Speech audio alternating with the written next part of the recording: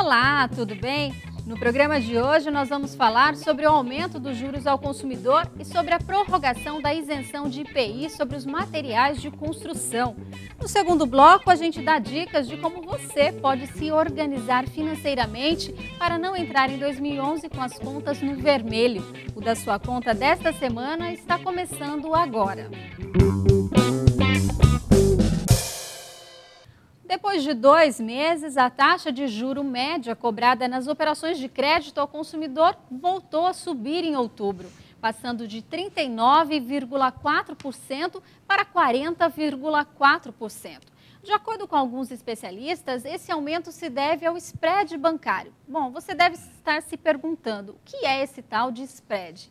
Quem explica para a gente o significado desse termo e os reflexos dessa alta dos juros é o economista Fábio Guedes.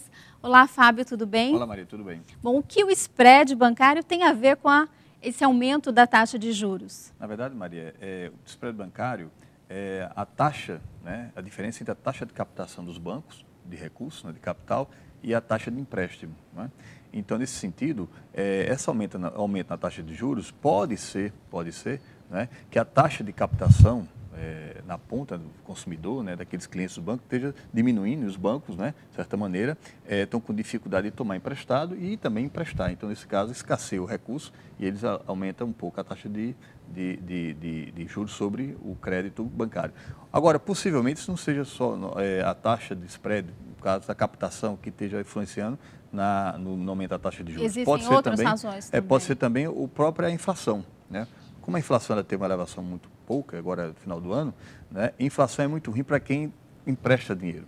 Então, com os bancos emprestam deles, tentam compensar essa elevação da taxa de inflação com também um pouco da elevação da taxa de juros. Muitos atribuem também esse spread à questão da greve dos bancos, né? Você acha que teve alguma influência? Acho que nem tanto, acho que não teve muita influência, não. Acho que realmente são variáveis, assim, digamos, concretas.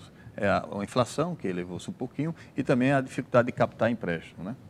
Bom, esse é o primeiro aumento depois de julho. Você acha que isso aponta uma tendência ou acha que vai continuar ainda essa taxa? Veja só, o mercado, que a gente chama de mercados futuros, eles já estão aumentando as taxas de juros. Aqueles que estão, por exemplo, fazendo contrato de câmbio, ou seja, vende, exporta mercadoria, né? E ao exportar mercadoria já faz o contrato da mercadoria que vai entregar e aí você já tem a diferença de câmbio, então são contratos futuros. Nos contratos futuros, as taxas de juros já estão aumentando. Isso então significa que quer queira ou não, essa transição do novo governo, né? Do antigo governo para o novo governo, essas indefinições ainda que restam, está influenciando um pouco no comportamento do mercado de quem está emprestando e quem toma emprestado. Então isso acaba influenciando a taxa de juros.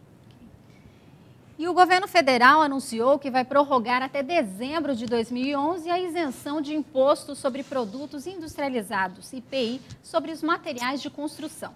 A medida abrange cerca de 45 tipos de materiais, como cimento, tintas, pias e fechaduras, que vão continuar a pesar menos no bolso do consumidor. Durante o anúncio da prorrogação, o ministro da Fazenda, Guido Mantega, disse que o crescimento do setor de construção é um dos principais motores do desenvolvimento do Brasil, porque é o que gera mais empregos formais. É isso mesmo, Fábio? Essa isenção indiretamente vai estimular a criação de empregos? Na verdade, Maria, o compromisso do próximo governo é manter a taxa de crescimento da economia e a geração de emprego, com também aumento da renda. Então, como o setor da construção civil realmente está passando por um momento muito interessante do país, eu costumo dizer que esse setor está em pleno emprego, ou seja, o que é pleno emprego? O emprego, né, de mão de obra e de equipamentos, instrumentos de trabalho em sua plenitude, ou seja, né, você tem dificuldade hoje, por exemplo, no caso do mercado de Alagoas, contratar, né, máquinas, por exemplo, para a construção civil. Tipo tratores, e contratar mão de obra, ou seja, tem uma situação de pleno emprego. Então, como esse setor está crescendo muito e está sendo responsável por puxar também o crescimento da economia, então o governo tem, né, o objetivo de manter esse crescimento e isentando os impostos de alguns, né, produtos que contribuem para a produção no setor da construção civil, significa que é estender um pouco o crescimento nesse setor. Bom, essa isenção de imposto beneficia principalmente aquele pequeno construtor, né? Aquela pessoa que vai reformar a casa, pensa em mudar alguma coisinha, não é? Beneficia a todos, né? E principalmente, lógico, ao pequeno consumidor, porque ele tem recursos, né, digamos, um pouco mais escassos que as grandes construtoras. As grandes construtoras negociam preços no momento em que vai comprar material de construção. Então, quer queira ou não, elas compram mais barato no mercado. O pequeno consumidor não tem essa capacidade, essa força de negociar preço. Então, com essa isenção dos impostos, né, de IPI, principalmente para esse setor, então é evidente que quem ganha mais é o consumidor de baixa renda ou média renda. Bom, essa isenção teve início em abril e gerou também muita discussão, porque outros setores também queriam esse mesmo estímulo. Você acha que isso pode acontecer em 2011? Não, acredito não. Acredito que esse setor da construção civil, a sua capacidade de gerar emprego, né, esse é o peso maior, porque o governo está isentando, né, alguns produtos que atendem esse setor.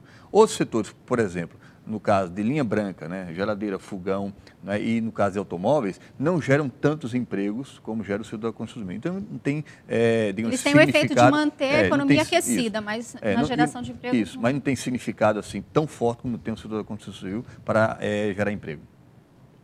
E no próximo bloco a gente fala sobre o orçamento doméstico. Você vai saber como planejar seus gastos para entrar em 2011 com o pé direito. Voltamos já já.